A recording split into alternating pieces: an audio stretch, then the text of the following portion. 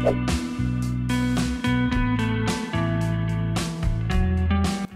friends, welcome to Y2K Samayal.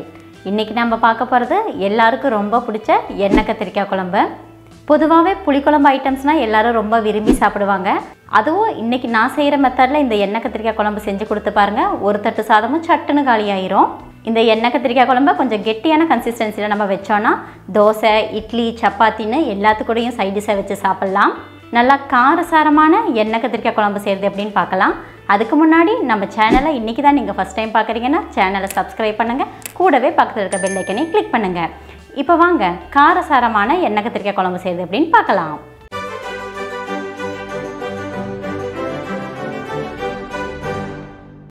எண்ணெய் கத்திரிக்காய் செய்யறதுக்கு இன்றைக்கி நான் 350 கிராம் அளவில் இருக்க கத்திரிக்காய் எடுத்திருக்கேன். அதுவும் பிஞ்சு கத்திரிக்காயை எடுத்துக்கலாம். கத்திரிக்காயோட காம்பு பகுதியை கொஞ்சமாக கட் பண்ணிவிட்டு இந்த மாதிரி 4ஆக கட் பண்ணி எடுத்துக்கணும். இந்த ரெசிபி செய்யறதுக்கு எப்போவுமே பிஞ்சாக இருக்கிற கத்திரிக்காயை யூஸ் பண்ணிக்கிங்க. அடுத்தது நம்ம கத்திரிக்காயை வதக்க ஆரம்பிச்சுக்கலாம். அதுக்கு ஒரு பேனில் 4 டேபிள் ஸ்பூன் அளவுக்கு எண்ணெய் ஆட் பண்ணிவிட்டு அது கூடவே நம்ம கட் பண்ணி வச்சுருக்க கத்திரிக்காயை ஆட் பண்ணி வதக்க ஆரம்பிச்சிடலாம். கத்திரிக்காயை வதக்கும் போது அடுப்பை ஹை ஃப்ளேம்லேயே வச்சு வதக்கிக்கோங்க. கத்திரிக்காய் வந்து ஒரு 50% வேகிற அளவுக்கு இதை நம்ம வதக்கிக்கணும். ஏன்னா நம்ம மசாலாவை ஆட் பண்ணிவிட்டு அதில் இந்த கத்திரிக்காயை போட்டு வேக வைக்க போகிறோம். அதனால் 50% அளவுக்கு வெந்தாலே போதும். பாருங்கள், இந்த அளவுக்கு கலர் சேஞ்ச் ஆகிற அளவுக்கு அதை வதக்கினாலே போதும். இந்த ஸ்டேஜில் நம்ம வதக்கின கத்திரிக்காயை எடுத்து தனியாக வச்சிடலாம். அடுத்தது அதே பேனில் 150 கிராம் அளவுக்கு சின்ன வெங்காயத்தை இந்த மாதிரி நீளமாக கட் பண்ணிவிட்டு ஆட் பண்ணிக்கலாம். அது கூடவே 7 பல்லு பூண்டு, ஒரு துண்டு இஞ்சியை சின்ன சின்னதாக கட் பண்ணி ஆட் பண்ணிவிட்டு வதக்க ஆரம்பிச்சிடலாம். கூடவே தேவையான அளவு உப்பும் சேர்த்து வதக்கிக்கலாம். வெங்காயத்தில் உப்பு ஆட் பண்ணி நம்ம வதக்கும் போது வெங்காயம் சீக்கிரமாக வெந்துடும். அதனால் இந்த மசாலாவுக்கு தேவையான அளவு உப்பு போட்டு நம்ம வதக்குறோம்.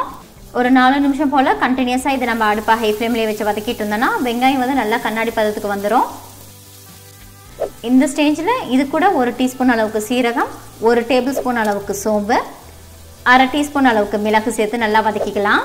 நம்ம எந்த ஒரு மசாலா செய்யும் போதும் நம்ம எந்த அளவுக்கு சீரகம் ஆட் பண்ணுறோமோ அதில் பாதி பங்கு அளவுக்கு நம்ம சோம்பு அதிகமாக சேர்த்துட்டோன்னா நம்ம செய்கிற மசாலா வந்து நல்லா வாசனையாக இருக்கும். நம்ம ஆட் பண்ணியிருக்கிற சோம்பு சீரகத்தோட வாசனை வர வரைக்கும் தொடர்ந்து வதக்கணும். அதாவது ஒரு 5 நிமிஷம் போல் நம்ம வதக்கினாலே அதோட வாசனை நல்லா வர ஆரம்பிச்சிடும். இந்த ஸ்டேஜில் நம்ம நீளமாக நல்லா மெலிசாக கட் பண்ணி வச்சுருக்கிற 2 பெரிய சைஸ் தக்காளியை ஆட் பண்ணிக்கலாம். தக்காளியை ஆட் பண்ணதுக்கப்புறம் அடுப்பை மீடியம் ஃப்ளேமில் வச்சு நம்ம குக் பண்ணிக்கணும். தக்காளி நல்லா வெந்து வர வரைக்கும் அதை நம்ம கண்டினியூஸாக வதக்கிக்கணும். தக்காளி நல்லா வெந்துருச்சு. இந்த ஸ்டேஜில் 1/4 கப் அளவுக்கு தேங்காவை ஆட் பண்ணிவிட்டு அதையும் சேர்த்து நல்லா வதக்கிக்கலாம். தேங்காவை நான் நல்லா மெலிசாக கட் பண்ணி ஆட் பண்ணியிருக்கிறேன். இதுக்கு பதிலாக நீங்கள் தேங்காவை துருவி கூட ஆட் பண்ணிக்கலாம். தேங்காவை ஆட் பண்ணதுக்கப்புறம் அடுப்பை மீடியம் ஃப்ளேம்லேயே வச்சு ஒரு 2 நிமிஷம் போல் கண்டினியூஸாக வதக்கிக்கலாம். இந்த ஸ்டேஜில் அடுப்பை ஆஃப் பண்ணிவிட்டு இந்த மசாலா பொருளெல்லாம் நல்லா ஆற வச்சுட்டு மிக்ஸி ஜாரில் போட்டு நல்லா ஃபைன் பேஸ்ட்டாக அரைச்சி எடுத்துக்கலாம். அடுத்தது குழம்பு செய்ய ஆரம்பிச்சிடலாம். அதுக்கு ஒரு பேனில் 3 டேபிள் ஸ்பூன் அளவுக்கு எண்ணெய் ஆட் பண்ணிக்கலாம். எண்ணெய் நல்லா சூடானதுக்கப்புறம் அது கூட 1 டீஸ்பூன் அளவுக்கு கடுகு ஆட் பண்ணிக்கலாம். கூடவே 1/2 டீஸ்பூன் அளவுக்கு வெந்தயம், 20 கிராம் அளவுக்கு சின்ன வெங்காயத்தை சேர்த்து நல்லா வதக்கிக்கலாம். கிரேவிக்குன்னு எப்போவுமே நீங்கள் சின்ன வெங்காயத்தை ஆட் பண்ணிங்கன்னா இந்த மாதிரி குண்டு குண்டாக கட் பண்ணி ஆட் பண்ணி வதக்கிக்கோங்க.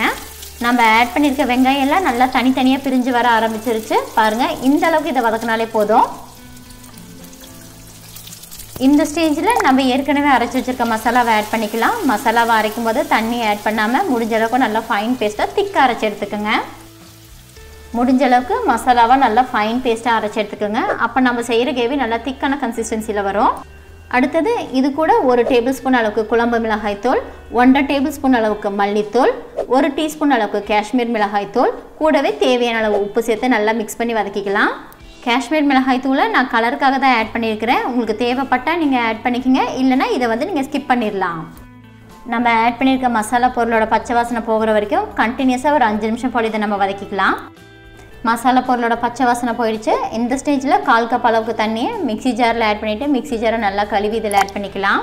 இப்போ வந்து நம்ம கொஞ்சமாக தான் தண்ணி ஆட் பண்ணியிருக்கிறோம். அந்த தண்ணி வந்து மசாலாவோட சேர்த்து நல்லா மிக்ஸ் பண்ணி விட்டுக்கலாம். மசாலாவில் நம்ம தண்ணி ஆட் பண்ணுற வரைக்கும் அடுப்பை ஹை ஃப்ளேமில் வச்சு குக் பண்ணிக்கோங்க. தண்ணி ஆட் பண்ணதுக்கப்புறம் அடுப்பை லோ ஃப்ளேமுக்கு சேஞ்ச் பண்ணிவிட்டு குக் பண்ண ஆரம்பிச்சுக்கோங்க. நம்ம இந்த ரெசிபி செய்ய ஆரம்பிக்கும் போதே நெல்லிக்காய் சைஸில் இருக்க புளியை தண்ணியில் போட்டு ஊற வச்சுக்கோங்க. இந்த ஸ்டேஜில் நம்ம அந்த புளி தண்ணி இது கூட ஆட் பண்ணி நல்லா மிக்ஸ் பண்ணிக்கலாம். புளி தண்ணி ஆட் பண்ணதுக்கப்புறம் மசாலா ஒரு டைம் நல்லா மிக்ஸ் பண்ணி விட்டுட்டு மசாலாவில் உப்பு காரம் ஒரு டைம் செக் பண்ணிக்கோங்க. கூடவே கிரேவியோட கன்சிஸ்டன்சியும் ஒரு டைம் செக் பண்ணிக்கிங்க.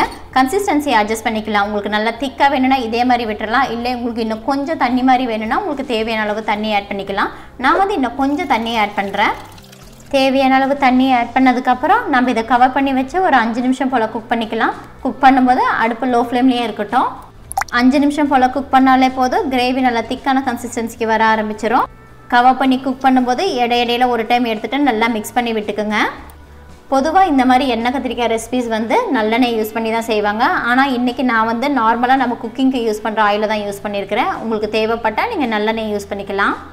5 நிமிஷம் இதை நம்ம கவர் பண்ணி குக் பண்ணிட்டோம். நம்ம ஆட் பண்ணியிருக்க எண்ணெய் வந்து லைட்டாக பிரிஞ்சு வர ஆரம்பிச்சிருச்சு. கிரேவி நல்லாவே திக்காயிடுச்சு.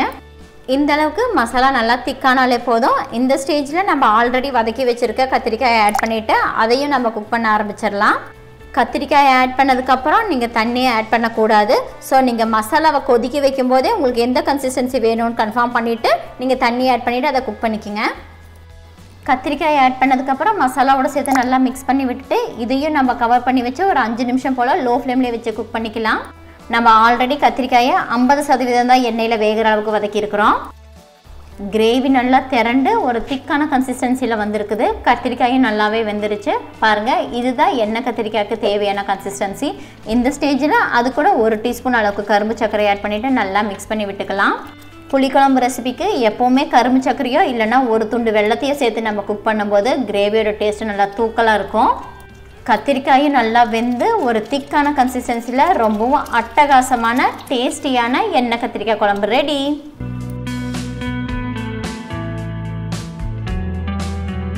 அவ்வளோதாங்க, ரொம்ப டேஸ்டியான எண்ணெய் கத்திரிக்காய் குழம்பு ரொம்ப ஈஸியாக செஞ்சுட்டோம். இந்த ரெசிபி உங்களுக்கு பிடிச்சிருந்துச்சுன்னா லைக் பண்ணுங்கள், உங்கள் ஃப்ரெண்ட்ஸ் அண்ட் ஃபேமிலிக்கு ஷேர் பண்ணுங்கள். இந்த டேஸ்டியான எண்ணெய் கத்திரிக்காய் ரெசிபியை நீங்களும் ட்ரை பண்ணி பார்த்துட்டு எப்படி இருந்துச்சுன்னு எனக்கு கமெண்ட் பண்ணுங்கள்.